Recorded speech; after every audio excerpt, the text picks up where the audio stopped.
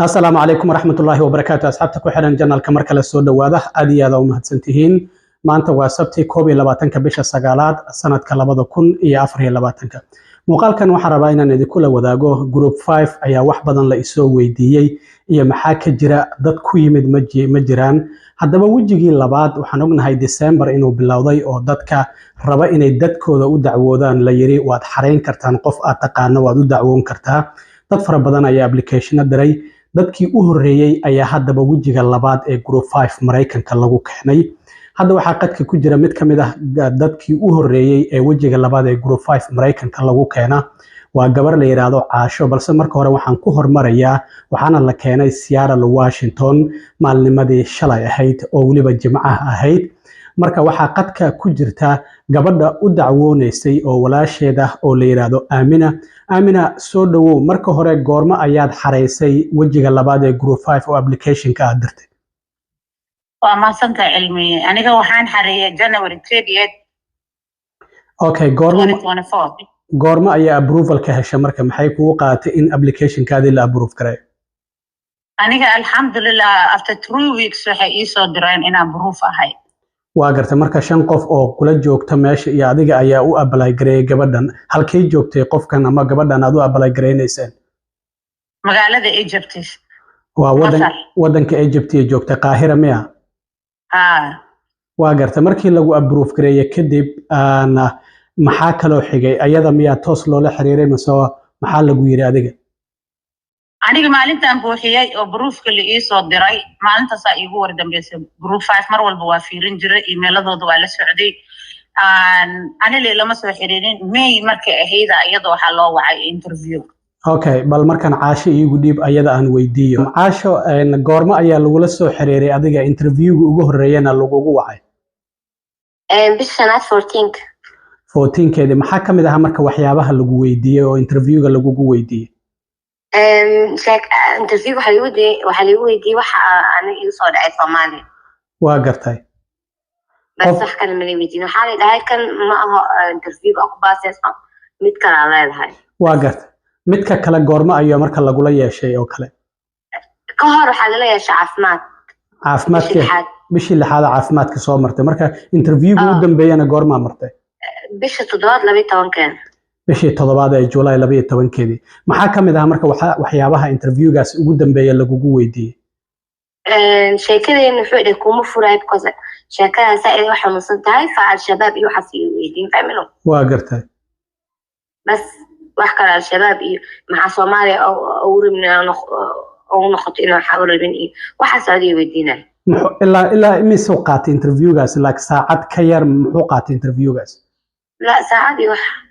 waa gartay marka interviewga markii lagu la yeeshay kadib waa horay adiga ma horay process u martay mise qof kaar iska haystay oo horay aan waxba u marin ayaad ahayd process horay ma u martay ma wali process hore u marin kaarka iska haystaan kaarka qaxootiga goorma qaadatay marka adiga oo Masar 2007 ilaa iyo xilligaas marka waxa joogtay Egypt miya marka bishii 7 markii interviewga aan martay kadib marka goorma lagu la soo xiriiro oo lagu sheegay inaad baxayso ما لقينا بحساب كسادنا وحالة هاي روتيشن هاي وحلا صادر وراخد أنا إيميل كراخد صادر وباس تعمل لله مركزنا روتيشن على لا يشتمل كده بهذا عصمات مركزنا صباح آمنة وهاي ذا ميا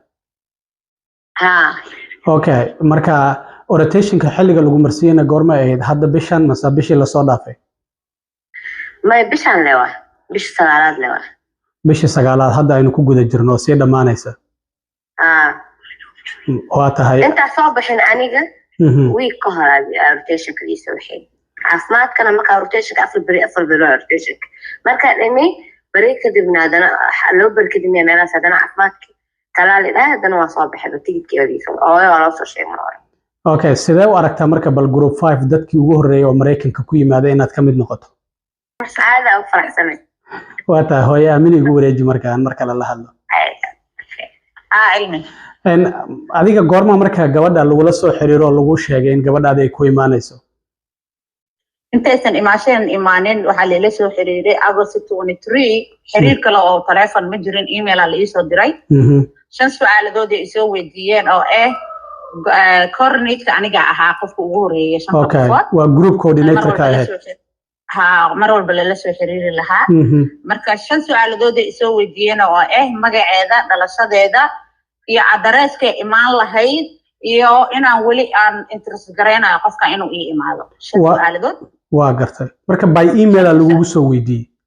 by email lagu soo diray emailkaas noogu soo jawaabay ugu dhaheed emailkiyan oga jawaabay 24 wali anoo safar oo cimro u socdo waa gartay aan oga jawaabay 24 waxaan ka baxay inta lacagtii awal waxaan dhigay half intii kale aan dhameystiray maadaama safar aan ahaa waxaan isleeyahay waxna ay gabadhii marmareyso intii ka dhinay bal dhameystiray because watay ahayd in la 6% la dhigo marka hore marka xareenayay si fiican so intii kale aan dhameystiray waa iska baxay cimradeedii aan iska aaday it was 24 ahayd 28 kii anoo cimrada Madiina maalintaas ka baxayo marka uu socday waxay ii soo direen codkii ii soo duween codkoodii aan helay oo ay leeyihiin inaan kula hadalnaa rabnaa nala soo xiriir so aw safaran ku soo jiray markaas markaan maka imaadaan wacay iyagii ku noqday markaan ku noqday marka voice mail lagu reebay telefonkaada miya telefonkayga la soo wacay voice mail ay reebeen ay leeyihiin aamino annaga waaye in Aisha aan rabnay inaan kala hadalno arinteeda nagu soo celin naag magaceeda ii rabtay oo sheegay oo waxeeda gacanta markaas ku haysay la markii marka aan ka dagay meesha u socday message-ka arkayaan habeenay noo ahay subax waagi markuu bariyay adi anaga habeenay noo ahay laakiin Mareykan waxa uu ahayd maalin markii aan soo wacay waa gartay waa la hadlay halihii iga soo weeyay marka hore email-ka la igu soo diray on baa hadana review ahaan hadana la ii weydiiyay markaan afka laga weydiiyay markaan afka laga weydiiyay waa gartay wixii aan u bahal qoray waxay ugu tiri socialkeeda hada aan waxaan kugu soo diraynaa mailka ani maalintaas aad aan u farxay waxaan marba hadii la dhahay 9 lambar la soo diraayo waa aamin marka iyada baasitaanka maysan helin marka ani leeyahay social security-keeda ayagu soo diraynaa waa gartay oo iyadoo imaana social security-keeda loo sii diyaariyay si fiican bas oo aad u maasantiin aan dhahay ka bacda ani ilama ay soo xiriirin gabadhii hadana waxay barsiiyeen orientation-ka u diray caafimaadka u direen hadana email ay ii soo direen ay leeyihiin qofkaaga wuxuu imaan doonaa 20ka bisha la soco xaaladaas ogow ready u ahaa waqtigaas imaanay Egypt waqtigaas ka soo bixay iyada ma ogeen anaa u sheegay waxaan ku dhahay guri 20ka bisha magaalada imaamisa waa gartay oo marka adiga gurigaada ku soo dageysay macnaha guri kale wax ma aadan u jeedo aniga ila soo dageysay aniga ila soo dageysay waa gartay maalinta ugu horeysay ay codka telefonka ii soo diraysay aan ku celiyeen la hadlayay waxay ugu tiri ma guriga u diyaarinaysa oo mise markaasaan ku dhahay ani ila noolaanaysa ani ila soo dageysa waa gartay oo wax kale ma aysan weydiinin markaas kadib marka airportka adiga ka doonay maadaama aad soo laabatay waa soo noqday ani waan joogay ani waxaan imid 5 bisha imid iyadana waxa la keenay 20ka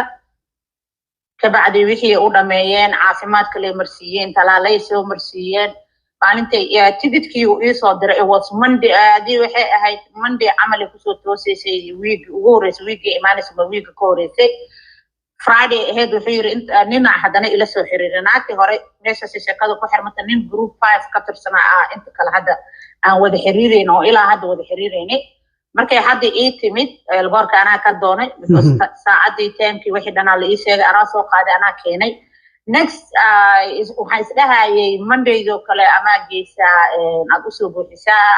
socialkeedii waxeedii maadaama socialkii intiiba aan waysanaa aan waa soo dirayna ugu dheer laakiin ma arkin waa gartay marka isla hadan loo wuxuu ugu yiri wax laga rabo ilaa awoorta ma jirto everything anaga u dhameeyay mailka waxa ka sugaysaa from yesterday or Friday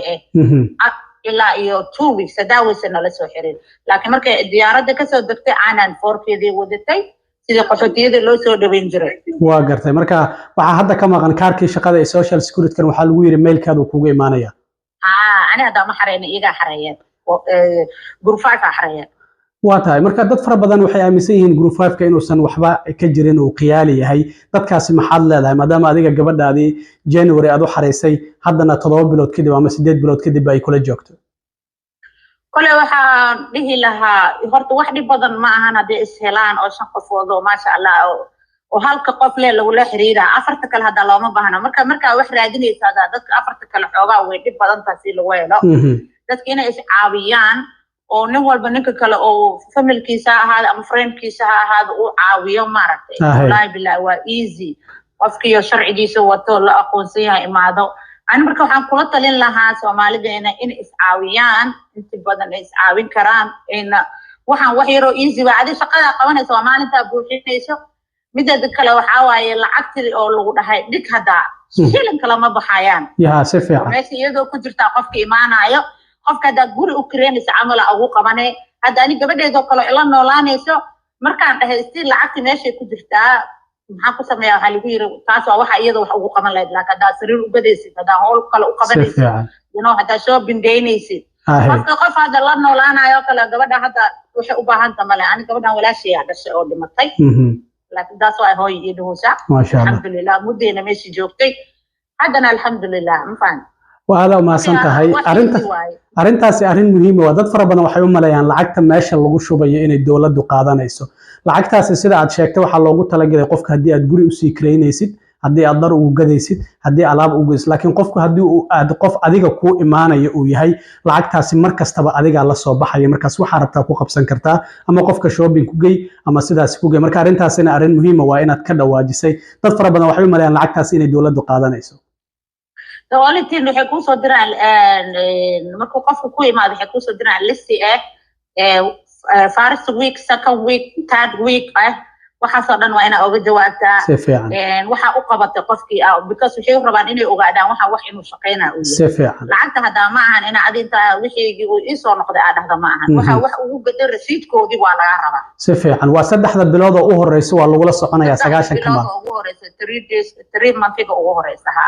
waata aamina aad u mahadsan tahay waana kaaga mahad celinayaa wareysigan aad nasiisay waxaan leenahay caashana ku soo dhawo Mareykanka aad iyo aad u mahadsantiin dhamaantiin mahadsantahay thank you